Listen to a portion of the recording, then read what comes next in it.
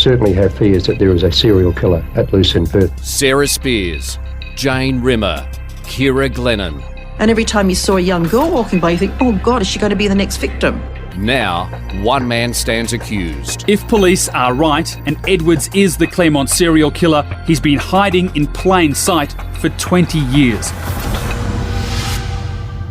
A police officer has told court of the day he seized the car driven by Bradley Edwards in the 1990s. Welcome to day 65 of Claremont in Conversation. Natalie Bonjolo, Alison Fan and Tim Clarke with you. This was a huge breakthrough at the time, wasn't it? And huge news at the time when this car was found and seized. Yeah, it was, Nat, because it was just incredible that this car even existed still.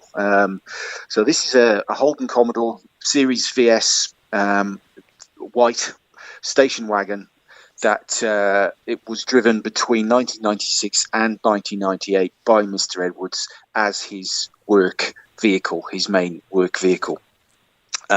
We heard quite a lot about vehicles back in the before Christmas in this part of the trial, but now we're getting to why this vehicle is important, and it was important because prosecutors say fibres from the seat inserts and the carpet in that car were found on both Jane and Ciara's bodies many years after those bodies were discovered. And as you say, today we heard from the officer who executed the search warrant on some poor unsuspecting chap up in Chidlow, which is up in the hills of Perth, who was still driving that car 20 years later. He was using it as his business vehicle as well, quite a different business, a gardening business. But he got this knock on the door from Detective Stuart Richardson, who said, "Sir, we need to seize your car, please."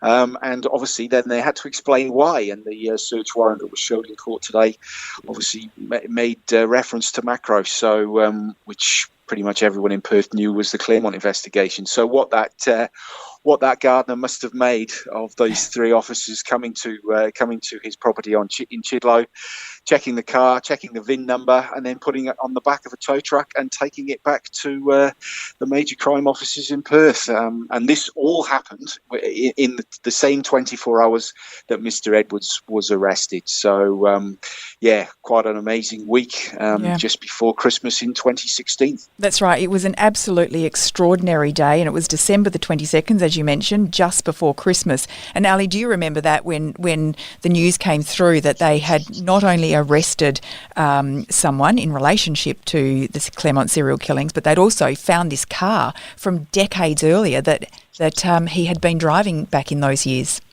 Absolutely. It's amazing, as Tim was saying, that the car was still around some 20-odd years later. I certainly remember the day. It was my son's birthday, and I remember exactly what happened that day, as you do.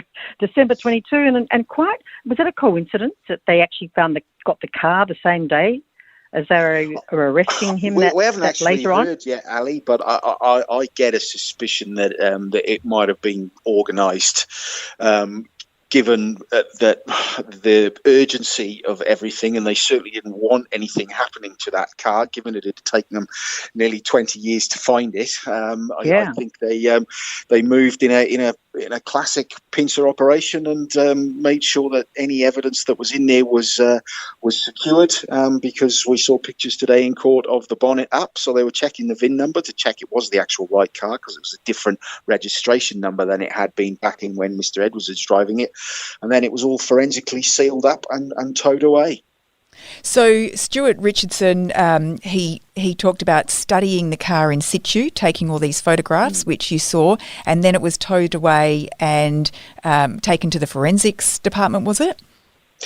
Yes, that's right. So they've got a forensic office in a place called Midland, which is a suburb of Perth, where they do a lot of vehicle examinations for, forensic purposes. And this became obviously a very urgent job. And tomorrow we think we're going to hear from some of the officers who actually examined that car, and we will get to see photographs of that examination taking place. Obviously, they knew what they were looking for. Obviously, any physical link to either Ciara or Jane or Sarah, even though she did disappear before those two. And then they were also, and this is why it's coming up at this part of the trial, because they were also getting samples of the fibres from within that car, from the seat inserts, from the back cargo place area, from the carpet, and as I've mentioned before, they also then subsequently found blue fibres, which we also know are important because they say they came from Mr. Edwards' work attire. And today, as you mentioned yesterday, Tim, we did hear from this witness who was very highly regarded as a fibre expert with the Australian Federal Police. What did he have to say on the stand today? Yeah, so this is Professor James Robertson. He was for many, many years the head of forensic science unit at AFP, which is the Federal Police, the National Police Service in Australia, so very highly regarded, has literally written the book on both forensic examination of fibres and hair. For 2 years, he was in possession of Ciara's hair. It was sent over there to examine, study, and Professor Robertson was part of that examination.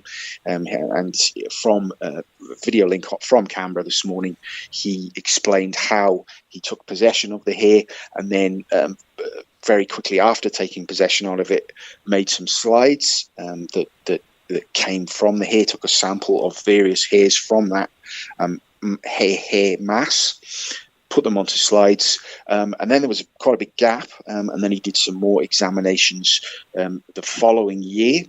As I tried to explain somewhat simplistically last week, amongst these slides that Professor Robertson made, we think are some of the fibres that were captured that become always the list of critical fibres. So a very diverse, as we've explained, intercontinental, intrastate, massive police investigation, and all these disparate threads are now finally coming together, and we're coming towards the end of the prosecution case, bringing it all together. And was Dr. Robertson cross-examined and questioned about cross-contamination and these issues? No, Not he a wasn't, thing, was he? Nat. No, not I a think thing. they are pulling together, actually avoiding any what they say unnecessary lengthening of this trial, seeing they've put quite strong limits on what's being said, and they are pulling together. But he wasn't cross-examined at all. Interesting. And what about Stuart Richardson, who we just spoke about? Was he cross-examined? Once again, no, Nat. I mean, it's more the more structural witnesses. I think having the word professor ahead of your name might give you a little bit of seniority in the court, and you might want to trust the head of forensics at the AFP that they might want to do things properly. But we still saw all the forms, all the labelling, all the numbers, and even though that exhibit was in Canberra for nearly 2 years. It seemed to be accepted by Mr. Edwards' defence that everything was done above board, and the same with the detective this afternoon. But as I say, the more important methods that were done to that car, we think are going to come tomorrow by the actual police, who spent days and days poring over it and pulling out these fibres, both blue and grey, which prosecutors say link it and Mr. Edwards to the girls. Yeah. Well, the next Telstra Navy, isn't it? Isn't what they call them now, Telstra Navy? We've got to refer to the actual uniform, Yes. that special dye. Telstra Navy, right. or T-Navy, yeah. It was so important it got its own name, Ali, yes. Yeah. And briefly, so one of the handles on the driver's seat, when we get to that point, presumably tomorrow, when police took that handle off the actual door physically, apparently or allegedly 13 of these blue fibres was still secreted under that handle, which again is one of the crucial links that prosecutors show. Mr. Edwards was in that car, and potentially Jane and Ciara were in that car in his presence on the nights that they both died. And they were the what they call. I was fascinated to hear that there are only two types of fibres. One natural, presumably these are the synthetic. There's only two lots. One's natural and one's man-made. Yeah, these are the rayon and polyester ones, which are the synthetic type of fibre. That's right. And so this was very interesting, this next witness, who really had fascinating explanations of the various fibres, how they study the fibres, how the fibres look, and how the fibres even can look a different colour through different people's eyes. Oh, totally, because I find that fascinating, that whole exchange to do with the colour. It explains a lot of puzzling exchanges I've actually had with my husband, who I always accuse of being colourblind, because I say to him, the blue shirt, and he said, you mean the grey shirt? And I said, no, the blue one. And so we have this conversation till I've just accepted that he is slightly colourblind, but now it's all been explained to me that the colours are all linked back to the person's eye. I found all of that very, very interesting, and she explained it very well. The forensic scientist Belinda Evans, about how it's all to do with the person's eye and how they perceive it. But she's got a special tool that can actually tell the true colour, not the colour perceived by the human eye. Well, talk us through this. How did she explain it? Well, she explained it about some example of a dress that a few years ago when some people swore that it was black and blue and others were saying it was gold and white, and that she explained that this particular tool that she used to distinguish that the colour was actually the Telstra navy other than something else was this particular tool that she has that interprets light. I don't know the name of the tool, but I do remember this particular dress. Yes. And I saw the dress as white and gold, and this was huge. I mean, it went viral at the time, didn't it? And this lace bodycon dress, and to me it was white and gold, but to half of the office it was black and blue. So tell us about the actual equipment she was using and why this was important, Tim. It's called a microspectrophotometer, apparently, but MSP for short. And yeah, as Ali said, so Belinda Evans was explaining how different people sometimes see different colours in different ways. And so to get all scientific about it, as that's what they're paid to do at the Chem Centre, they have this special photometer that actually measures the colour and can distinctly and uniquely and definitely tell what colour it is, rather than relying on your eyes, which might tell you one thing or another. And as we said, this is going to become vitally important, because this Telstra navy that makes up these fibres was supposedly unique to this particular uniform, and obviously the prosecutors want to eliminate any other type of blue from that fibre, it being possible as another possible source. And as we know, and as the defence lawyers have pointed out, there were many police officers wearing blue around both those scenes where Ciara and Jane were found, and so they need to rule out that it could be a police navy. They need to firm up that it's a Telstra navy. Oh no, I was just saying the same thing. Because when I first heard that it was a yakka made fabric, I thought, well, surely you have other people wearing the same particular polyester workwear, but they're now saying that it was an absolutely definitive navy, Telstra navy, so that nobody else had. So they did make it just for Telstra. So that explains quite a bit, because up until then I thought, well, half the workforce in WA would be wearing that type of navy shorts or trousers. Yeah, that's right.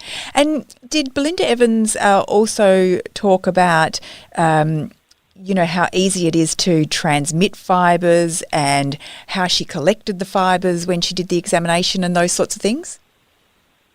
Yeah, very much so, Nat. So she spent basically the first 2 hours of her evidence laying out the detail of how fibre analysis in terms of criminal investigation and identification of different fibres is done, complete with a 51-page PowerPoint presentation, which was handed up to Justice Stephen Hall to explain all these things.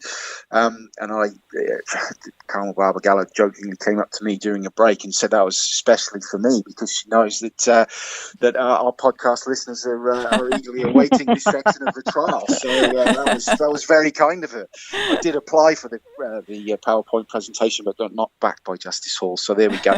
But and that was one of the more understandable parts of the presentation, so I say, in that she was explaining how different fibres can transfer, and obviously they're very easy to transfer in some cases, but in other cases, other different types of fibre are not as easily transferable. And she was also explaining how when different materials come together, they can shed fibres at a different rate and different propensity to shed them as well. So, yeah, all very fascinating stuff. And as we said yesterday, the audio is now available on the Supreme Court website. So any budding fibre forensic analysis experts should get on there and have a listen to Belinda's statements and evidence today, because it was very interesting. Even though I might sound like a bit of a nerd, it does appeal to me. Yeah, I think even the ways which, Brendan has spoken to us about it, but the ways in which they collect the fibres using tweezers and shaking and vacuum and tape lifts, and then how they actually distinguish between these fibres is really quite extraordinary. Even though we are continuing on with all the actual journeys of all of these exhibits, it's, as I said, quite interesting to follow. And we'll hear more about it tomorrow. Yeah, the exactitude, as I was just about to say, the exactitude of when they actually then do the tape lifts, and they've got all these microscopic fibres that can be less than a millimetre in diameter.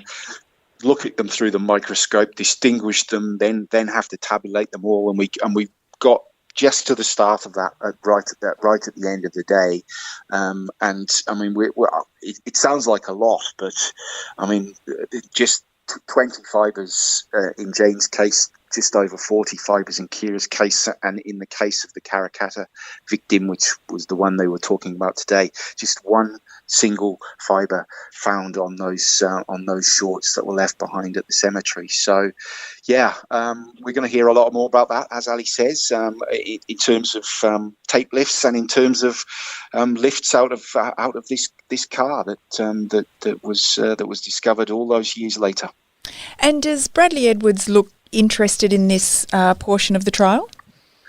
Hard to tell, Nat, as it's been hard to tell anything from his body language over the nearly 5 months that we've been sat together in this courtroom. He was taking copious notes today, furiously scribbling away. I think it's probably him and me that have taken the most notes over the last 5 months, and then those notes are then sort of looked at by his lawyers and solicitors in the breaks, just to see if there's anything that they might have missed or anything that they think they should pick up during any analysis of the evidence that's come out, and then away again onto the bus and back to his cell, and we do it all again tomorrow. Yep. And was Belinda Evans cross-examined?